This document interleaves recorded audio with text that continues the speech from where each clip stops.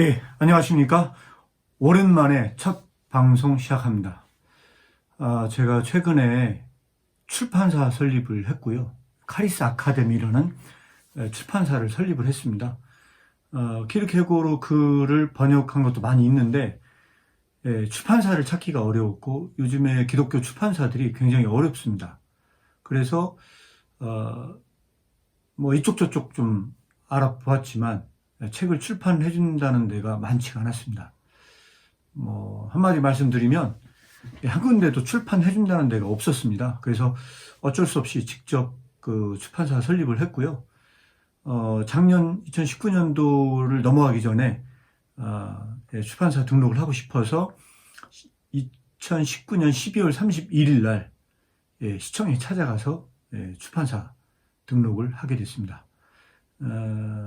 제가 종이책을 출판하기에는 좀 비용적인 부담이 많이 있어서 일단 1차적으로 전자책을 출판하기로 결심을 했습니다.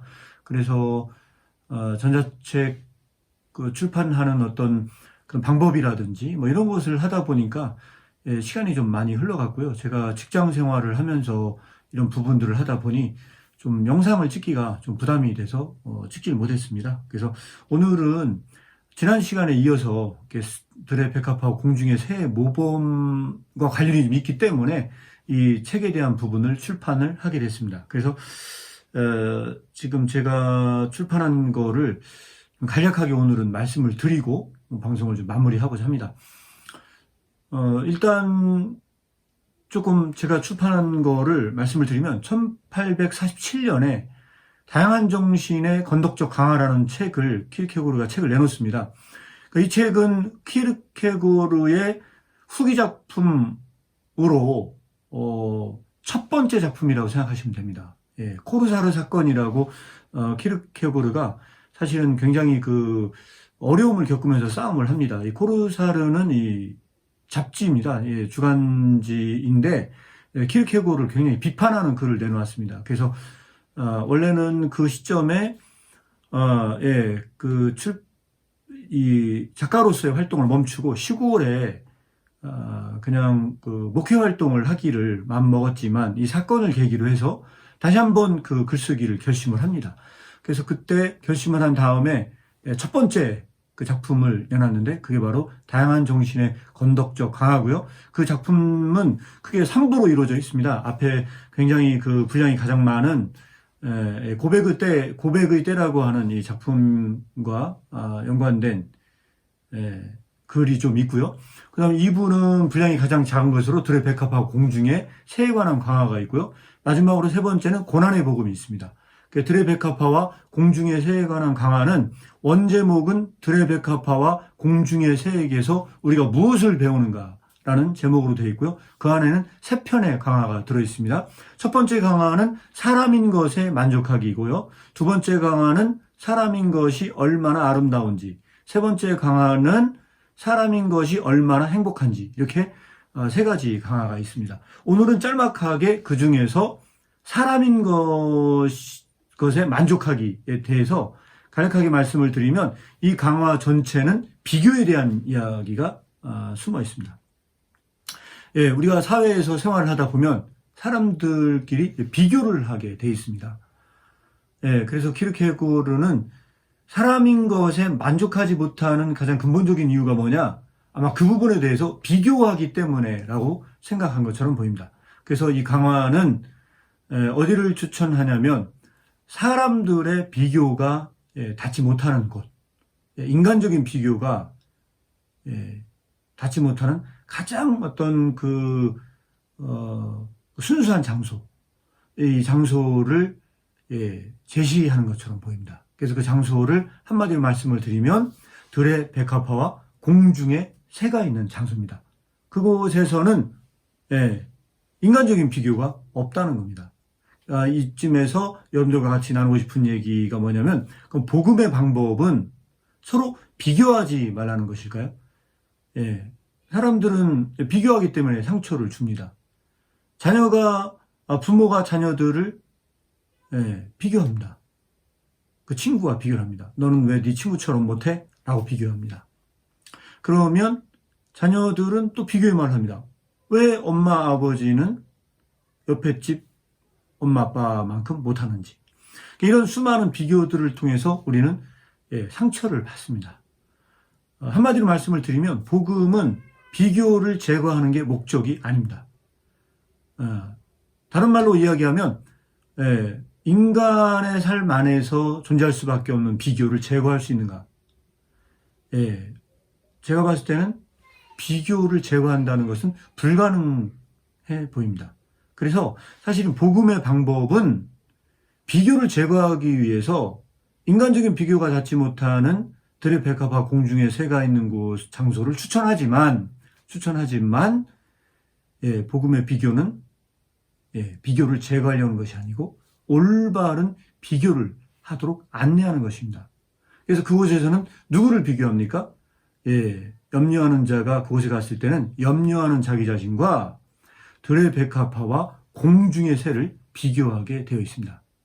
그 비교에서 깨닫는 것은 무엇이냐? 한마디로 말씀을 드리면 비교하는 염려하는 자가 세상에서 버림받은 것처럼 보이지만 자기 자신이 버림받은 것이 아니란 사실을 깨닫게 됩니다. 그게 첫 번째, 사람인 것에 만족하기 위해서 제시하려고 하는 가장 중요한 부분 중에 하나입니다. 그래서 백합이 굉장히 중요한 요소로 떠오릅니다. 그래서 키르케고르의 강화는 굉장히 앞부분의 특징이 이 성경에서 제시한 거와는 좀 약간 순서가 뒤바뀝니다. 그 산상순에서는 새가 먼저 등장을 합니다. 그러나 키르케고르 강화에서는 항상 백합이 앞부분에서 먼저 등장을 하고요. 백합에 대한 분량이 조금 더 중요하게 다뤄지는 것처럼 보입니다. 그래서 이 백합은 들의 백합이지 정원사가 가꾸고 있는 백합이 아니라는 거죠.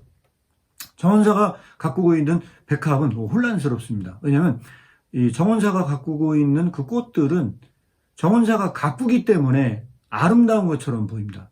그러나 들의 백합화가 있는 곳은 아무도 관심이 없습니다. 사람들도 관심을 갖지 않습니다. 들의 백합화가 있는 곳은 마치 버림받은 자처럼 있습니다. 그래서 백합은 아무도 관리하지도 않은 것처럼 보이고 아무도 신경 쓰지 않는 것처럼 보이지만 백합은 아름답죠. 뭐보다 아름답냐? 솔로몬의 입은 옷보다도 아름답다는 겁니다. 이게 바로 복음의 증언입니다.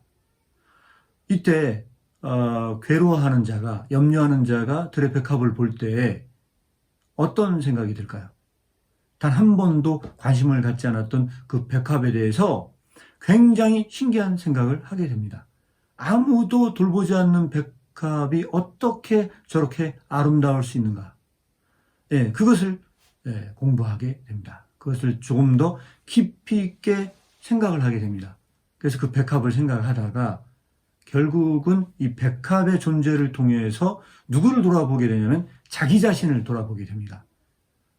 자기 자신을 돌아보면서 마치 자기도 세상에서 버림받은 것처럼 보이지만 누군가가 이 백합을 가꾸지 않았다면 아름답게 자랄 수 없다는 확신을 갖게 되고 그 믿음 안에서 자기 자신도 버림받은 것은 아니란 사실을 깨닫게 됩니다. 바로 이것이 첫 번째 이 키르케고르가 이 백합의 강화를 통해서 주고 싶었던 교훈입니다. 간략하게 제가 여기까지만 말씀을 드리도록 하겠습니다. 여기까지 말씀을 드린 내용 중에서 꼭 알아두려야 할 것은 딱 한 가지가 있습니다. 그것은 뭐냐면 복음은 비교를 제거하려고 하는 것이 아니다. 비교는 이 복음은 들의 백합화와 공중의 새가 있는 장소를 소개하고 그것으로 초청함으로써 인간이 올바른 비교를 할 수 있도록 안내하는 것이다.